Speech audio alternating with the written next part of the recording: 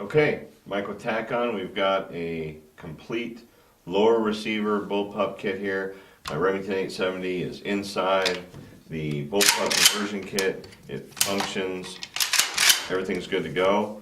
We're going to show you how to install the upper receiver on the kit and make it complete. So first thing I'm going to do is set this aside, get my upper receiver here. On the side of the upper receiver is room for a Picatinny rail. So we're going to take my little Picatinny rail in my kit, take my Allen screws, and I'm going to line one of these up.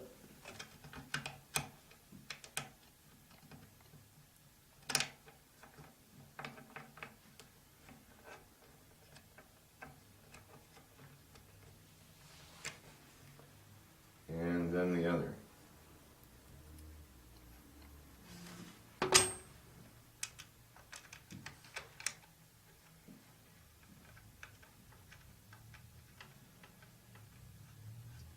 Okay, don't have to be really tight, but do be careful with your screws. Make sure you don't strip them out.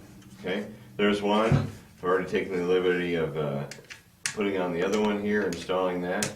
So this is now ready to go. I've got my full Picatinny rail that I can use for optics or sights, even a scope. And then I've got my auxiliary rails that I can use for a laser or a light or anything else I can think of that'll fit with a Picatinny rail. Alright, I want to take this and I want to install it onto the lower receiver. Now what I find with this is the easiest way is to just kind of angle it in underneath the button and bring it down. The lower receiver, we've got the two button head screws we talked about earlier, and I've got one of those screws in the upper receiver. So it's a button head screw just like before. It's going to be really important to get this lined up. The kit does fit tight, and it should fit tight. So I want to make sure that I just get this lined up right, and I don't strip my screw here. I want to get that lined up. I have to apply a little bit of pressure and get this screw started and get it started and put in. And there we go. Okay.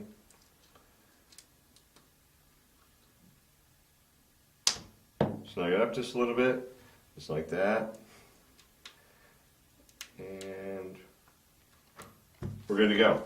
Okay, now I've got this piece here that's going to hold the two halves of my kit together on the firing end of my conversion kit. So what I want to do is going to be like a third hand here. I want to try to put this together and just place this right over the end. Nice and snug.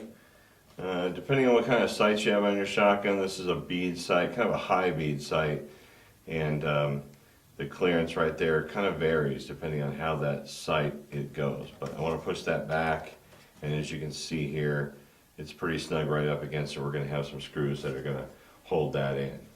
So that's going to help us with our kit, hold our kit together. I just want to flip that over, and now I've got my long button head screws. And I've got 4 of them on the bottom of the kit. 1, 2, 3, 4. Put all these in.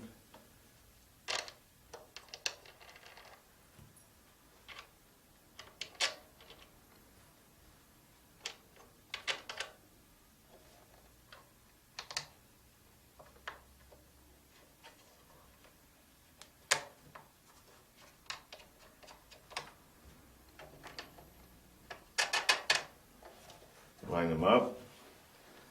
Once again, being careful. You know, it's kind of a difficult thing because you can't quite see where that screw end is. So you want to be careful, make sure you don't strip it out. Get my Allen wrench in there.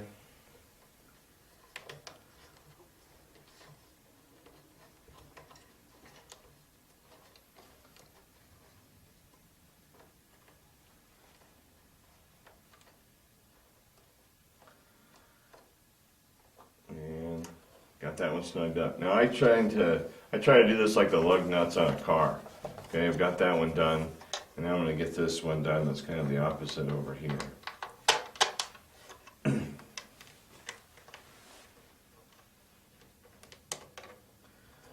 sure I'm being real gentle and careful with it when I get it started.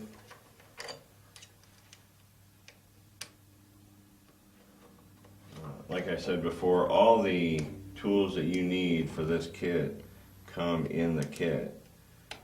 This is the only time when you really get to the point in time where you wish you had a real long Allen that would just clear this fore end. I'm sorry, clear this grip and make it just a little bit easier to kind of get this going. It's a little bit tight right up against that grip. So got that started in the right direction.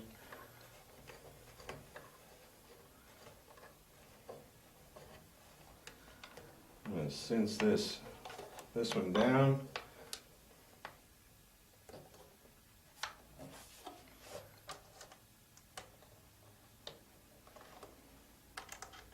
Go to the front. Just like I said, kind of like the lug nuts on a car, alternating, keeping the tension evenly applied.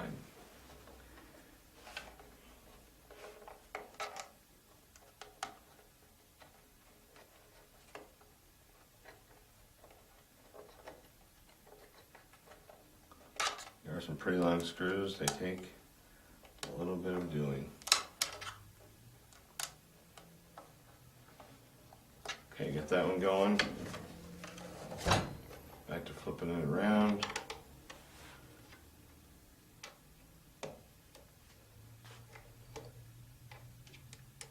And we'll line up our last of the long screws here that are joining our upper receiver and our lower receiver. This keeps everything together. Of course, like we've discussed, should you want to take this apart and put the stock and the fore end back on it that you took off of it because you're going duck hunting, or you sold the shotgun but don't want to sell the kit or something like that, then the process gets reversed. These come out. Really and truly, as far as cleaning goes, you get a lot of questions about cleaning. I've never had any real problems cleaning the shotgun with it in the kit. I can reach certainly I can reach the loading port and the breech and all of the instruments that I need here, and I can get all that done no problem. So the bolt's a little bit trickier to clean with it in the kit, but really not a big deal. Okay, so I've got this snug down, and we're good to go on that. I'm going to take my two Allens, attach them to the piece I installed earlier that's going to really hold the two halves of the shotgun together.